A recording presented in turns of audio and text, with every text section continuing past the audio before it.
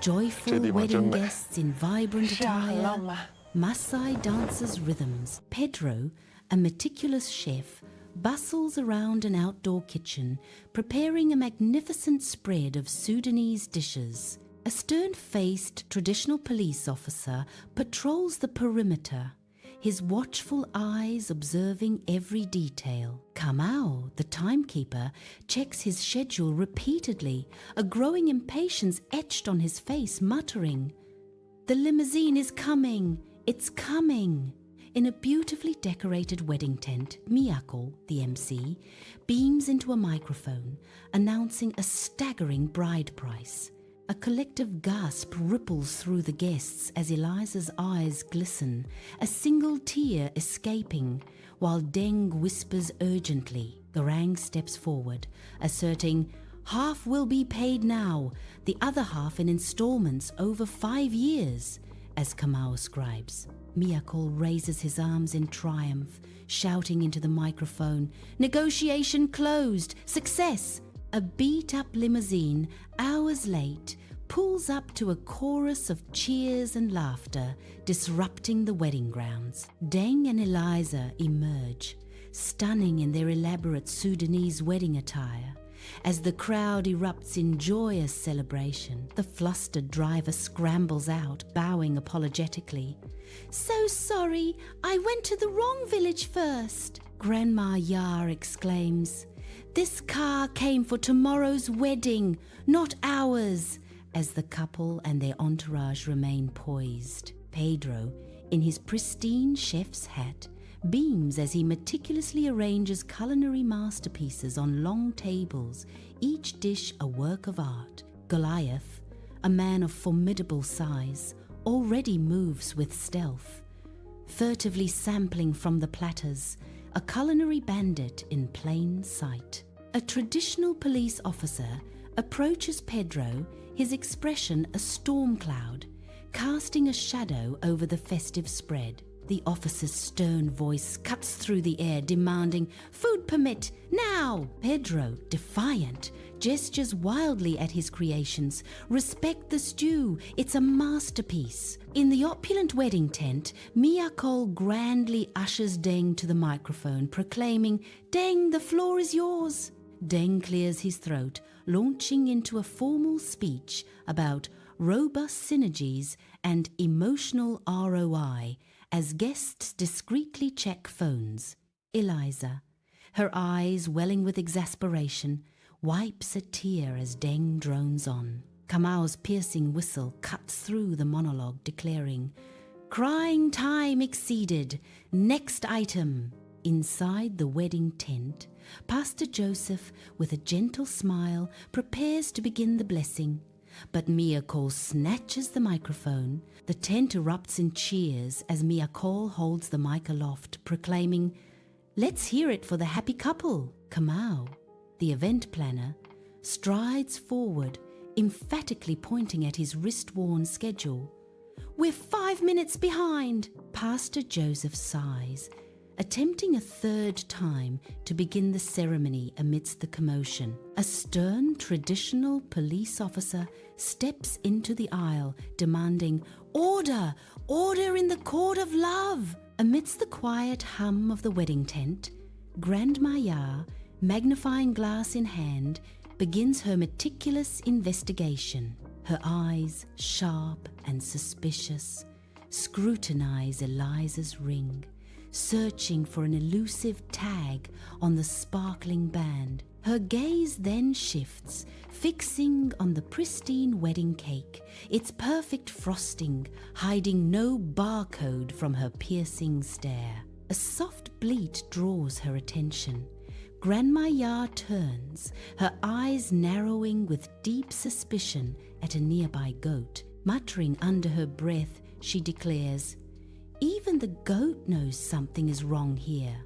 Amidst the bustling food area, Goliath sits like a king, a fortress of empty plates surrounding his throne. He shovels a massive portion of moolah into his mouth, his cheeks bulging with delicious abandon. His eyes gleam with pure contentment. oblivious to the world outside his culinary conquest. Confronted about his absence, Goliath merely shrugs, his mouth still full, a picture of nonchalant defiance. A mischievous glint in his eye, he declares, "I am doing safety testing. Very important job." His words are muffled by the food, yet his conviction is clear, a master of his own delicious destiny. Suddenly, a child named David bursts into the wedding tent, a smartphone clutched in his tiny hand, a harbinger of chaos. The phone's screen boldly displays a crudely crafted sign, "Fake wedding skit, take 5," revealing a shocking truth. The entire wedding party freezes in collective disbelief, their expressions shifting from joy to utter astonishment. Pastor Joseph's face contorts in bewildered confusion, his solemn demeanor shattered by the unexpected revelation. The traditional police officer scratches his head, grappling with a legal conundrum no rulebook could ever address. A profound silence descends, thick with the tension of a wedding teetering on the brink of an unprecedented unraveling. Vibrant Maasai dancers, adorned in traditional attire, leap and sway, their movements narrating a tale of pure joy and unity. Guests abandon their seats, joining the rhythmic dance with unbridled enthusiasm, their laughter echoing across the grounds. Miyako, her face radiant with pure happiness, raises her hands in a celebratory gesture, embracing the festive spirit. "This is a festival of love and laughter," Miyako exclaims, her voice filled with infectious delight. Abundant food is served, as jokes about the installment plan bride price fuel the festive atmosphere with good-natured humor. Inside a wedding tent, Alia gestures wildly, his face a mask of feigned outrage, shouting, "Return the cows! This wedding is fake!" Garang struggles to suppress a smile, a playful glint in his eyes, as he responds, "The cows were rented for the show, my friend." Kamau, with dramatic flair, rips a piece of paper in half, scattering it like confetti, proclaiming, "Installments cancelled." A traditional police officer, overwhelmed, tries to restore order amidst the rising cacophony of shouting and laughter. The wedding tent is a flurry of activity, not of celebration, but of chaotic, boisterous confusion. Laughter and shouting blend into a single, joyous uproar, a testament to the chaotic festivity. On the sun-drenched wedding grounds, a joyous crowd blurs into a playful chase, pursuing Deng with celebratory shouts. A handheld camera bobs and weaves, capturing the exhilarating chaos of the pursuit, a whirlwind of happiness. Eliza, who moments ago feigned tears, instantly stops, a mischievous grin spreading across her face, eyes sparkling. She locks eyes with the camera, her gaze brimming with humor and a hint of playful defiance. The scene freezes abruptly, punctuated by a sharp, dramatic drum hit, suspending the moment in time. With a knowing wink, Eliza declares, "Good, I wanted a shorter groom speech anyway." The sun dips below the horizon, painting the sky in fiery hues, casting long dramatic shadows across the wedding grounds. Vibrantly adorned Maasai dancers converge, their colorful attire a striking contrast against the fading light. Their powerful chants reverberate through the air, a primal rhythm drawing everyone into a collective trance. The dancers move with exhilarating energy, their forms a blur of motion and color. The air crackles with an infectious energy, a palpable buzz of excitement and communal spirit. Faces glow with joy and shared experience, reflecting the vibrant heart of the community. The wedding tent vibrates with joyous energy as Pedro, visibly relaxed, watches the dancing with a contented smile. Goliath, a large man, hovers near the food tables, a silent guardian of the feast. He offers Pedro a piece of kebab, a simple gesture that bridges their unspoken worlds. Pedro accepts the offering, a rare moment of camaraderie passing between them, sealing their unexpected bond. Lanterns and fairy lights cast a warm, ethereal glow across the wedding grounds as a gentle breeze carries the faint scent of jasmine. Children, their energy waning but smiles bright,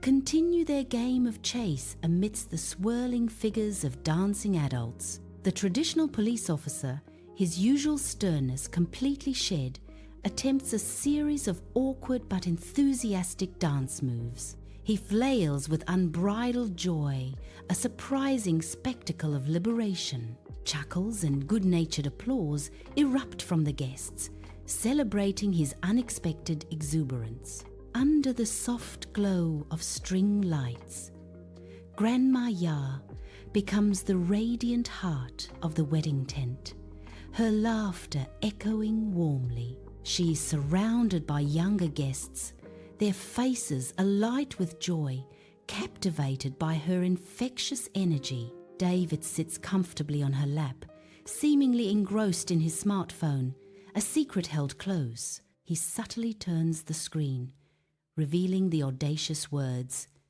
"Fake wedding skit," a playful deception. A mischievous glint in his eyes hints at the underlying humor unnoticed by the merriment around them. Under the soft glow of string lights, Deng and Eliza stand amidst the joyful wedding festivities, a warm aura surrounding them.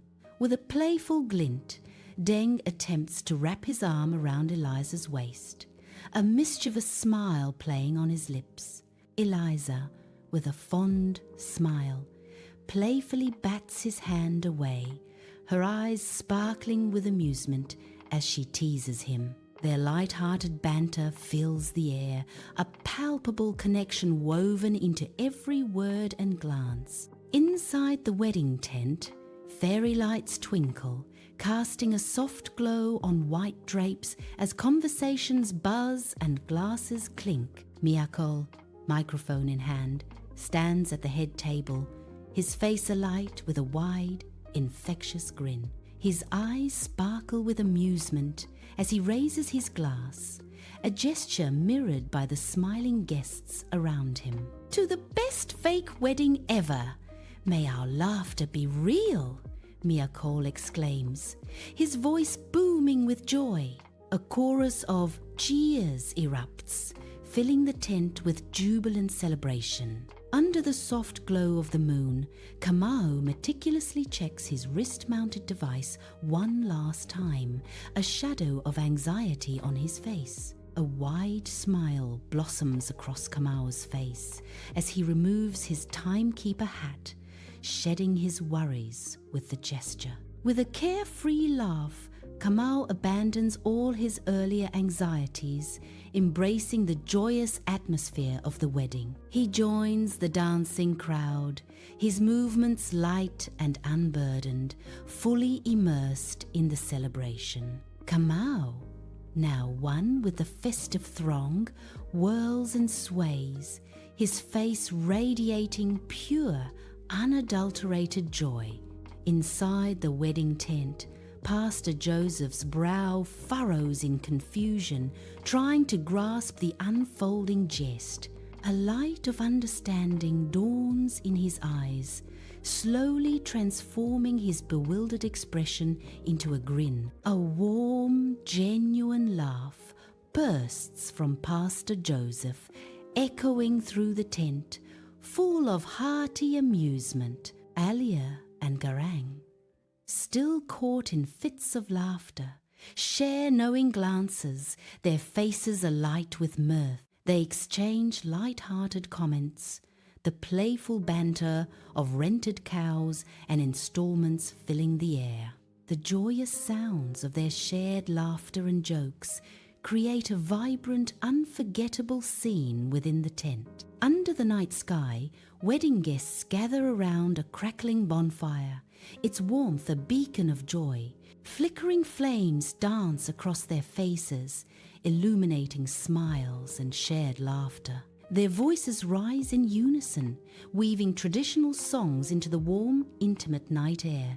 Each face tells a story of happiness, bathed in the golden glow of the fire. The air hums with celebration, a perfect tableau of unity and heartfelt cheer. The wedding tent vibrates with a symphony of joyous celebration and laughter. Amidst the swirling festivity, Eliza's gaze drifts, a silent seeker in the jubilant crowd. Her eyes find Deng's across the room, a spark of recognition igniting between them. A small, genuine smile graces Eliza's lips, a silent message of triumph and shared understanding. Their eyes lock, acknowledging the success of their skit, a secret triumph in the heart of the celebration. Under the late night sky, the wedding grounds pulsate with joyful celebration, music, and laughter. The limousine driver, shedding his professional facade, lets loose with an uninhibited, wide grin. He twirls and sways, his earlier apology a distant memory, now lost in the moment's pure joy.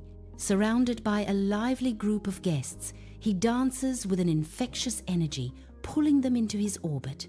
His movements are free, unburdened, a stark contrast to his earlier composed demeanor. He is clearly enjoying the celebration immensely, his face radiating pure, unadulterated happiness. The wedding tent, now mostly empty, glows softly under string lights, a scene of quiet aftermath. Grandma Ya, her eyes twinkling mischievously, playfully taps Deng's head.